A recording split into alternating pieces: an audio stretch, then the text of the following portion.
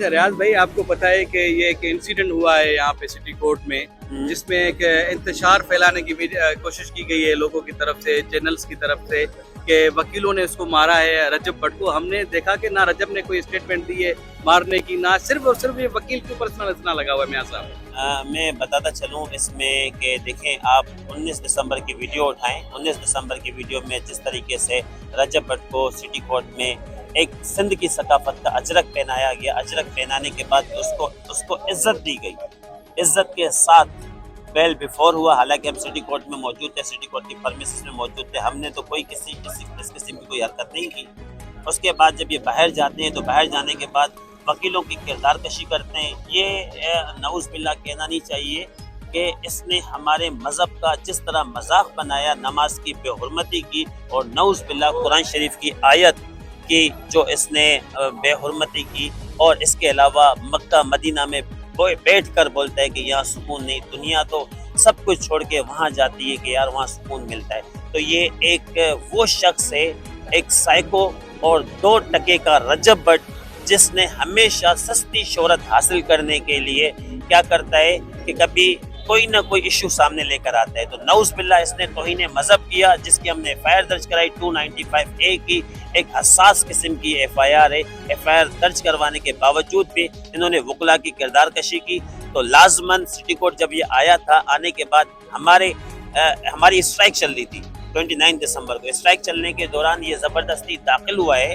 داخل ہونے کے بعد ہمارے ایک وکیل پر اس نے تشدد کیا اور اسے دھکا دیا، اس کی شرٹ پھٹی۔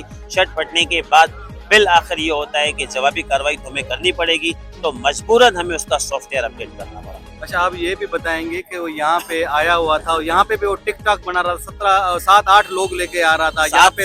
15 سے 20 لوگ ہماری اسٹرائک چل رہی ہے، ایک ملزم ہو کے 15 سے 20 لوگ ججز گیٹ سے آتا ہے جہاں اسکینر موجود نہیں ہے، کسی بھی قسم کا حادثہ ہو سکتا ہے، برابر میں ججز صاحبان رہتے، اور جس طریقے سے اس کے ساتھ جو گارڈ آئے، اسلحے کے ساتھ گارڈ انٹر ہوئے ہیں، مطلب یہ ایک سٹی کورٹ کی پرمیسز میں جہاں پر پولیس والے داخل نہیں ہو سکتے، اسٹرائک کے دوران یہ زبردستی وہاں پہ گیٹ پر چوکیدار کو دھکے دے کے داخل ہوا، اور وکیل کے ساتھ اس نے بدتمیزی کی، تو ہمیں مجبوراً اس کا سافٹ ویئر اپڈیٹ کرنا پڑا۔ اب جس طریقے سے ندیم نانی والا جو حرکتیں کر رہے ہیں تو سمجھ میں آتا ہے کہ شاید اس کا بھی سافٹ ویئر اپڈیٹ کرنا پڑے گا۔ اور اسلام اور مذہب پر نو کمپرومائز، اس نے جو مذہب کا مذاق بنایا، نماز کی بے حرمتی کی، توہین مذہب کیا، قطعاً قابل قبول نہیں ہے۔ مسلسل دھمکیاں ہمیں مل رہی ہیں، ہم گدڑ بکیوں کی دھمکیوں سے ڈرنے والے نہیں ہیں، اور ہمارے خلاف جو ایف آئی آر میاں اشفاق نے درج کروائی ہے، اس ایف آئی آر ایک بوگس ایف آئی آر ہے۔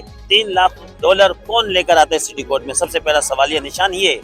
دوسرا، میں یہ کہوں گا کہ یہ کہہ رہے ہیں کہ مجھ پر تشدد کیا گیا، تو مجھے یہ بتایا جائے کہ ایک شخص اگر کہ ہمیں مارے پیٹے، تشدد کرے، ہماری اسٹرائک میں زبردستی داخل ہو، اور اس اسٹرائک میں داخل ہونے کے بعد ہمارے وکلا کو دھکا دے، تو ہم اس کو پھولوں کا ہار تو نہیں پہنائیں گے۔ رجب بٹ نے تو کوئی ایسی اپلیکیشن موو نہیں کی، رجب بٹ نے تو کوئی ایف آئی آر نہیں کروائی، اور نہ ہی اس نے کوئی اسٹیٹمنٹ دی ہوئی ہے کہ مجھے وکیلوں نے مارا ہوا ہے۔ یہ سارا تو میاں صاحب نے کیا۔ میاں صاحب کی کیا ہے وکیلوں، کراچی باغ کے وکیلوں کے اوپر اتنا غصہ تھا؟ میاں صاحب کی جہاں تک میں سمجھتا ہوں، میاں صاحب کی یہ رنجش ہے۔ حالانکہ آپ سوشل میڈیا پہ مجھے بتائیں کہ وکیلوں نے تو اجرک پہنا تھا۔ میاں صاحب ہمارے ایک فیملی ممبر، اس طرح ہم کہہ سکتے کہ ہماری وکلا ایک فیملی ہے، بلیک کوٹ بلیک ٹائی۔ اس کی بنیاد پر ہم اس کو کمیٹی روم میں لے کے گئے، ہم نے اس کو عزت دی۔ عزت دینے کے بعد ایک سوشل میڈیا پہ ویڈیو دکھاتے کہ میاں کے ساتھ، میاں اشفاق کے ساتھ کسی وکیل نے بدتمیزی کی ہو، ان کی ٹیم کے ساتھ کسی نے بدتمیزی کی ہو، یا ان کو کچھ غلط کہا ہو، تو یہ کہ جھوٹی بوگس ایف آئی آر ہے جس کی کوئی ورتھ نہیں۔ ہم تو سٹی کورٹ تھانے بھی گئے تھے، ہم تمام وکلا گئے تھے، ہم گرفتاری دینے کے لیے کہ ہمیں گرفتار کرو، جب ایف آئی آر کاٹ سکتے تو میں گرفتار بھی کرو۔ اس وقت میں سٹی کورٹ کے سامنے کھڑا ہوں، ہم وکیل یہاں کھڑے ہوئے سامنے، آپ دکھائیں ذرا پیچھے، وہ پولیس کھڑی ہوئی ہے، پولیس کی گاڑی کھڑی ہوئی ہے، آئے ہمیں گرفتار کریں۔ اگر سچی ایف آئی آر تو گرفتار کریں، ہم تو نہیں بھاگ رہے گرفتاری سے۔ تو اس کا مگر جھوٹی ایف آئی آر کٹوانے کے بعد یہ کسی بل میں جا کے چھپ گئے سراسر غلط ہے. اب ہم بھی ایف آئی آر کروائیں گے. جب تک ہماری ایف آئی آر نہیں ہوگی یہ پرزور ہمارا احتجاج چلتا رہے گا, اور احتجاج جب تک ختم نہیں کریں گے جب تک ہماری ایف آئی آر. اچھا, رجب بھٹ نے ایک دھمکی بھی دی ہے کہ میرا ریئیکشن ابھی دیکھا, اس پہ آپ کیا کہیں گے؟ میں رجب بھٹ کی جو دھمکی ہے, میرا ریئیکشن دیکھیں گے تو میں دکھاتا چلوں. میرے سوشل میڈیا پر جس طریقے سے کردار کشی کی جا رہی ہے کوئی مسئلہ نہیں ہے. ہن تو پارٹی شروع ہوئی ہے, یہی بولیں گے, ٹھیک ہے.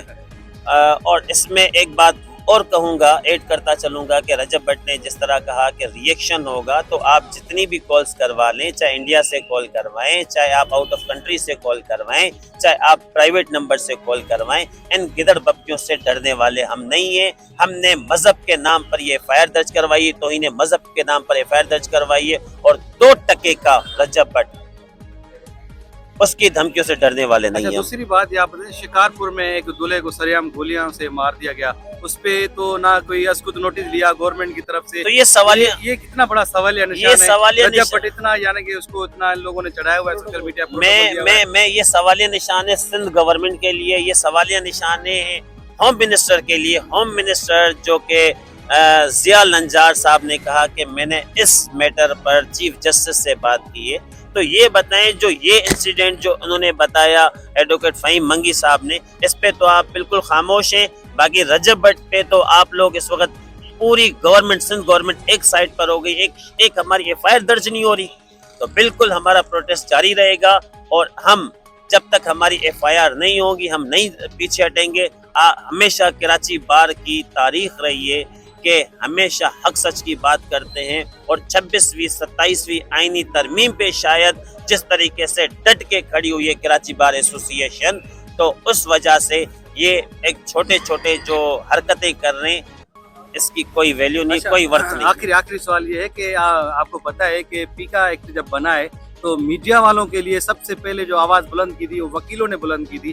آج وہی میڈیا والے وکیلوں کے لیے اتنا بول رہے ہیں, اس کے لیے آپ کیا بولیں گے میڈیا والوں کو؟ میں میڈیا والوں سے یہ کہوں گا کہ پیکا ایکٹ جب بنا تھا تو مجھے یہ بتائیں کہ آپ کے لیے آواز کس نے اٹھائی تھی؟ یہی گورنمنٹ تھی, آپ لوگوں کے پیچھے تھی, یہی گورنمنٹ کے لوگ تھے, یہ گورنمنٹ کی مشینریز تھی. کبھی کون سا صحافی اٹھ جاتا تھا, کبھی عمران ریاض اٹھ جاتا تھا, کبھی کس کے خلاف ایف آئی آر ہو جاتی تھی, کبھی مبشر لقمان کے خلاف ایف آئی آر ہو جاتی, کبھی نصر اللہ گڈانی جیسے لوگوں کو مار دیا جاتا تھا. تو بات یہ ہے کہ میں یہ کہوں گا کہ اس وقت آپ لوگوں کے ساتھ, میڈیا کے ساتھ کون کھڑا ہوا تھا, یہ سوالیہ نشان میڈیا کے لیے, اور میڈیا والے خود جواب دیں گے.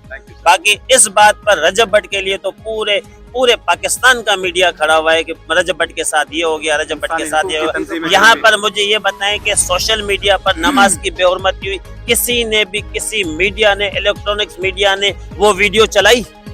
اس ویڈیو کو چلائیں نا کہ کس طریقے سے ایک شخص ہمارے مذہب اسلام کا مذاق بنا رہے جو کہ خود مسلمان ہے. یہ message out of country non Muslims کے پاس کیا میسج جا رہا ہے؟ تو بالکل ہم مذہب کے محافظ ہیں, اسلام کے محافظ ہیں, آخری دم تک لڑتے رہیں گے, اور اگر ضرورت پڑی کوئی بھی شخص اس قسم کی حرکت کرے گا اس کا بھی سافٹ ویئر اپ کرے گا.